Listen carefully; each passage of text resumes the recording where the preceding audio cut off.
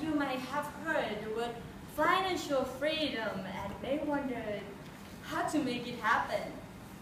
Well, if you're thinking about making a lot of money, then I would have to say that it's not necessarily true. Well, here I'm gonna explore with you through these three topics. First, money quadrant. Second, types of income. And third, how to be financially free. So if you have any question, please hold it until the end of my speech. And let's get started with the first one, money quadrant. So according to the book series Rich Dad Poor Dad by Robert Kiyosaki, there are 4 types of jobs in the world. I will show you here. First of all, an employee. Whether you are a waiter or a rocket scientist, if you are employed by someone, then you are an employee. So the second is self-employed. Well, of course you are your own boss and all, but if you still have to work for yourself for money, for example, a freelancer, then you are self-employed. And the third one, a business owner. It's a B, sorry. By being a business owner, it means that you have built your own system and you have people work under you, for you. And the last one is investors. By being an investor, it means that you make a living out of investing your money on someone or something or give someone financial support. And that is it, my friend, is a money quadrant. And this job is divided into 4, which leads us to the second part, types of incomes. Okay, it is divided like this because the job on this side, as you can see, it gives you an active income. While on the other side, this job, they give you a passive income. If you have an active income, it means that you have to give someone or something your energy and time in order to make money. Why? If you have a passive income, it means that the money will keep coming into your pocket without working for it anymore, because you have assets that will generate money for you. So in brief, you work for money on the active side, while on the passive side, money works for you. And in order to have a financial freedom, you have to have a passive income. And this leads us to the third part, how to be financially free. By being financially free, it generally means that you have to have a passive income from your asset that is enough to cover all your expenses, your fixed expenses in each month, and that you can spend on daily basis without thinking twice. But it can also mean more or less than this, depending on different types, different points of view. And as you can see, as you may notice, that the assets is the key. So I will divide the asset into 2 types, traditional and modern assets.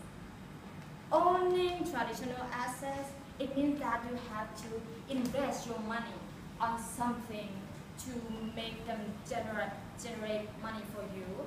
For example, by owning real estate like houses, condominium, factories, lands, or have stock bonds, or even mineral mines or gasoline mines. And you make money by the profit and the renting of your own asset. Why for the modern assets, you don't have to make that, you don't have to invest that much money, because you can just make money by the consumption of your consumer networks, because networks and ideas are the key of modern assets. For example, copyrights and patents for something that you have created or invented, like apps or books, or it can be social media like Facebook, Mr. Zuckerberg here, Twitter, YouTube, or it can be even like franchise or like 7-Eleven or McDonald's. Therefore, you have to invest your active income onto the asset to make them generate passive income to be financially free. To sum up, now that you guys have learned about the money quadrant, about types of incomes and how to be financially free by your assets. Now today I'm not saying that you have to have a passive income in order to lead a happy life, because I just hope that this information will somehow help you in some ways when it comes to managing your finance, in another word, your life, in the future. And yeah, that is it for today. Thank you so much for your sweet attention. And if you have any questions, you can ask me right now. I'm willing to answer.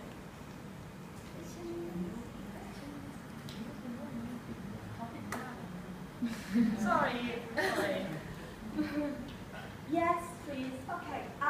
I'd be interested to go back to these kind of four, the money projects, as you said earlier. Yep. So which of these do you think is the best then, and why? The best. The best. For me, they are not like the best for everyone.